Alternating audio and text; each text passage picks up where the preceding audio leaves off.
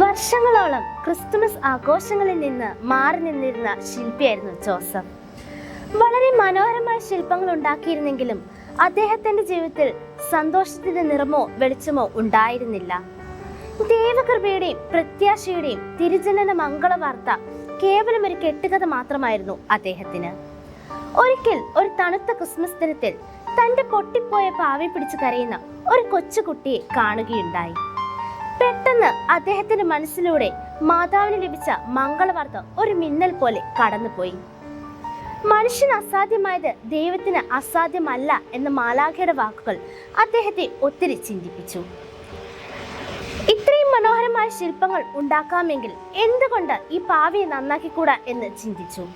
ആ പാവിയെ വാങ്ങുകയും അതിനെ നന്നാക്കി അതിന് മാതാവിനെ നോക്കി പുഞ്ചിരിക്കുന്ന ഉണ്ണി യേശുവിന്റെ രൂപം നൽകുകയും ചെയ്തു. ഇത് കണ്ട കുട്ടി സന്തോഷം കൊണ്ട് തുള്ളിച്ചാടി. പ്രിയരെ, ക്രിസ്തുമസ് എന്നത് സന്തോഷത്തിന്റെ പ്രത്യാശയുടേതുമാണ്.